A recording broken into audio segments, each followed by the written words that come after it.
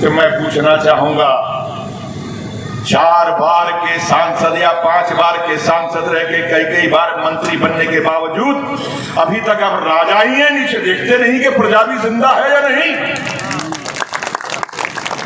अरे हम तो बहुत मामूली आदमी है भाई, हमें तो आपने कह दिया मनोरंजन करने वाला है। चलिए हम आपका शुक्रिया कहते हैं, कम से कम आपने इतना तो एहसास किया कि हम टैलेंटेड है, काबिल है, हम लोगों का मनोरंजन कर सकते हैं।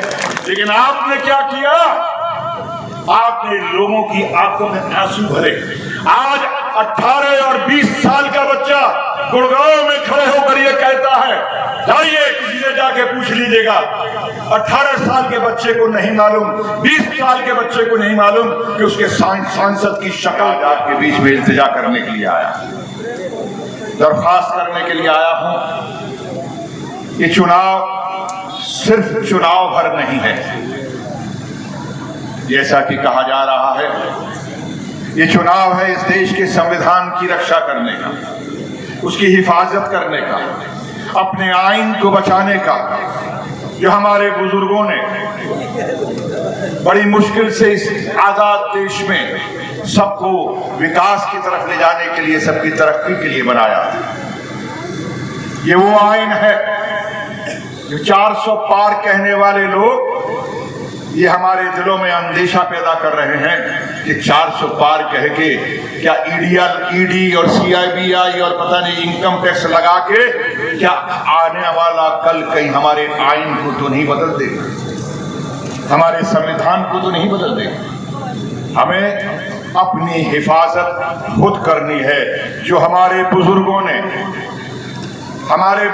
ने जब पार्टीशन हुआ, जब विभाजन हुआ, तो उस वक्त महात्मा गांधी जब आके बैठे तो उन बहादुर लोगों से कहा, हे बहादुरों, तुम यहां से चले गए तो मैं क्या मुंह दिखाऊंगा, मैं तुम्हारे बीच में हूं, तुम्हें रुकना पड़ेगा। और इन मेवात के लोग रुक गए।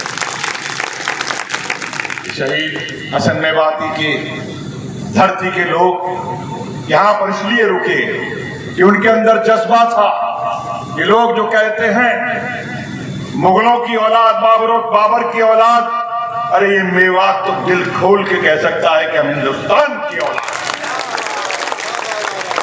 ये आप उस जमीन के लोग हैं जिन्होंने इस हिंदुस्तान की अजमत और इज्जत को बचाने के लिए राणा सांगा का साथ दिया और युद्ध किया। ये आप वो लोग हैं जिन्होंने इस मुल्क की बरहमुदी नहीं होने दी, उसकी इज्जत को बचाने का काम किया। जाने देने से इंसान नहीं मरता, शहादत देने से इंसान नहीं मरता। जो लोग शहीद हो जाते हैं वो ताउम्र ता जिंदगी नस्लों तक याद किए जाते हैं। तो आप उन नस्लों के,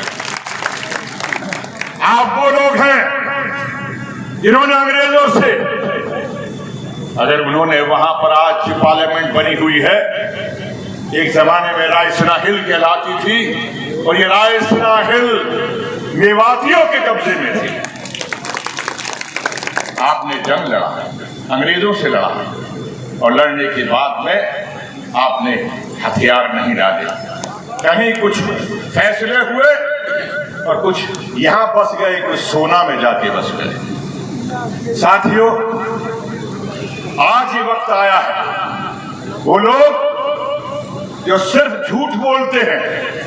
मैं किसी एक सांसद, पूर्व मंत्री, 20 साल से जीत रहे इसी क्षेत्र से, उनके भाषण की कुछ 4 लाइनें सुन रहा था। मुझे बहुत अफसोस हुआ, मैं बड़े दुख के साथ में कहूंगा। एक उनका जुमला था कि देखिए मैं तो जीत ही जाऊंगा, मुझे आपकी जरूरत नहीं है, लेकिन आप मुझे वोट देंगे तो जाकर देख लो, जैसे मैंने गुड़गांव में किया, बादशाहपुर में किया, बाकी तमाम जगह विकास किया, मैं आपके यहाँ भी करूंगा। तो भाई मैं आपसे इतना कहना चाहता हूं, मैं आपके यहाँ 5 दिन देर से आया हूं, 6 दिन देर से आया हूं। इससे पहले मैं गुड़गांव में, बादशाहपुर में, मैं उस क्षेत्र में इसलिए घूम रहा था कि कम से कम मैं देखूं तो सही कि गुड़गांव में जो ऊंची ऊंची अट्टालिकाएं बनी हैं, उसकी जमीन तो महंगी हो गई है, लेकिन जमीन पर रहने वाले लोगों को कोई सुविधा नहीं है। प्रेस के बंधु यहाँ पर मौजूद हैं, मैं सवाल कर रहा हूं। उन्होंने ये कहा कि देखो मेरा क्या विकास किया है मैंने, तो मैं उनके विकास के लिए पूछना चाहता हूं, मुझे बताएं ये ऐसा कौन सा विकास है कि आपके गुड़गांव का बस स्टैंड खड़ा हुआ है, टूटा पड़ा हुआ है और आप उसको नहीं ठीक करवा सके 10 साल में? ये आपका कौन सा विकास है कि वहां का जो अस्पताल है वो टूटा हुआ है मरीजों के लिए? आप वहां पर कौन सा आपने विकास किया? मैं पूछना चाहता हूं, शीतला माता के मंदिर आज भी उसी हालात में है, आपने क्या विकास किया है? 10 साल यहाँ और 10 साल हमारे यहाँ से रहे। अगर ये विकास है आपका, और इनके विकास के बारे में सुन लीजिए, ये मैं तोहमत नहीं, मैं सिर्फ आंखों देखा हाल बता रहा हूं, जो लोगों की जुबानी है मैं आप तक पहुंचा रहा हूं। वहां की बिल्डिंगों में रहने वाले लोग, पुराने गुड़गांव में रहने वाले लोग, बादशाहपुर में रहने वाले लोग ये कहते हैं कि कूड़ा उठाने के लिए यहाँ पर कोई निगम नहीं आता, हमें अपने पैसे देकर कूड़ा उठाना पड़ता है और कूड़ा फेंकवाना पड़ता है। अरे ऐसा विकास है? ये मंत्री बनने का ये आपने सबब दिया, जिनका वोट लिया आपने उनको ये सबब दिया। और तो और जब यहाँ पर इतनी बड़ी विपदा आई थी, जब यहाँ पर कोविड हुआ था, तो कभी आपके घर वाले कहते थे जो मरीज गरीब आपसे इमदाद मांगने के लिए जाता था कि मुझे मदद कीजिए, हमें अस्पताल में दाखिला दिलाइए, और उस वक्त कहते थे जी वो रेवाड़ी में है, उसका अपने मरीज को छोड़ के वो रेवाड़ी आता था, तो रेवाड़ी कहते थे नहीं वो दिल्ली में है, और इस तरह से करते करते दिल्ली और गुड़गांव और रेवाड़ी में ही वो अपने मरीज की जान खो देते। ये आपने विकास किया, ये था आपका विकास। अगर ऐसा विकास है तो मेवात के लोगों में आपसे कहना चाहता हूं, आप गलत फहमी में हैं। सिर्फ मुसलमान मेवाती नहीं है, मेवात में रहने वाला हिंदू भी मेवाती है। आज मेवात में अगर विकास होता है, अगर गुड़गांव में विकास होता है, अगर गुड़गांव में बस स्टेशन बनता है, अगर गुड़गांव के अंदर अस्पताल बनता है, अगर यहाँ पर यूनिवर्सिटी बनती है, अगर यहाँ पर 4 लेन बनता है, तो मैं पूछना चाहूंगा, 4 बार के सांसद या 5 बार के सांसद रह के कई बार मंत्री बनने के बावजूद अभी तक अब राजा ही है, नीचे देखते नहीं कि प्रजा भी जिंदा है या नहीं?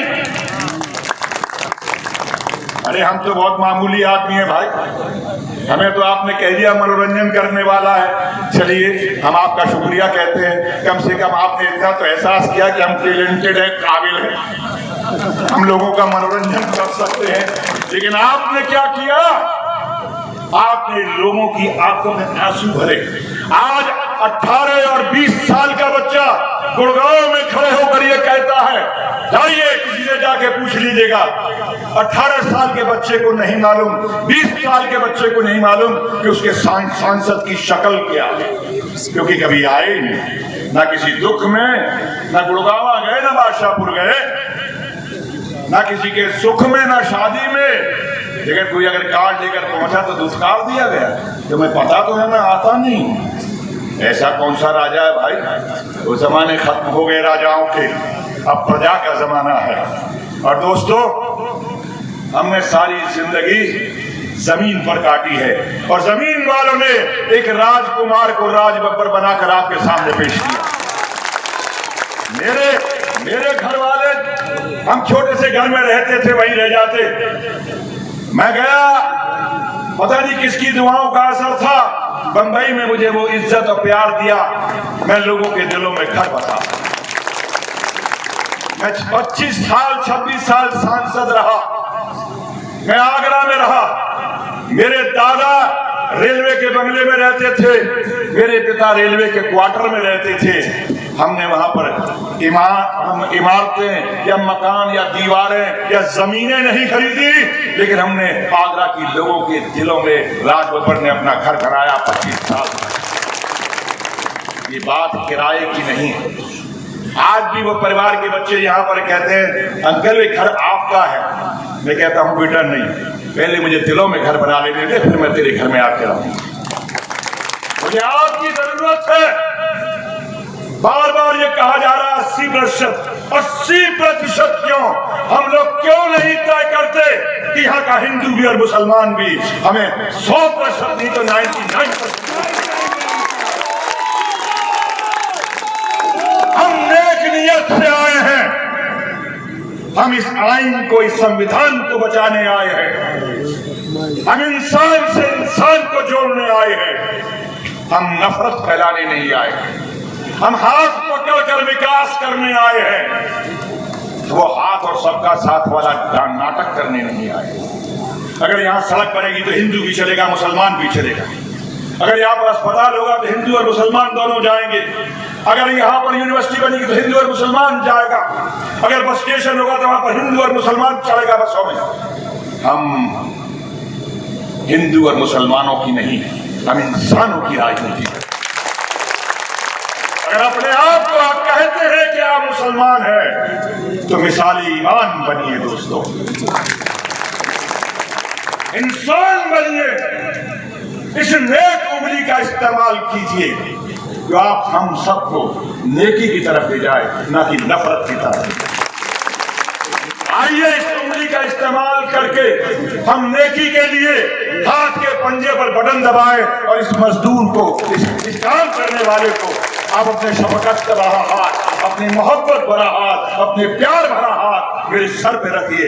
अगर ऊपर वाले ने चाहा, इंशाअल्लाह अगर मालिक ने चाहा, भगवान ने चाहा, तो आने वाला कल आपका होगा और आपके पीछे हमारे नेताओं का होगा। मैं इनके साथ दोनों हाथ उठाकर कहता हूं, मैं एक हाथ आपका और एक हाथ मेरे नेताओं का, मैं इनके साथ चलता हुआ यहाँ पर शाना बशाना एक साथ चलेंगे और यहाँ के विकास को आगे लेकर आएंगे। आप सबका बहुत बहुत शुक्रिया, धन्यवाद, प्रणाम, जय हिंद।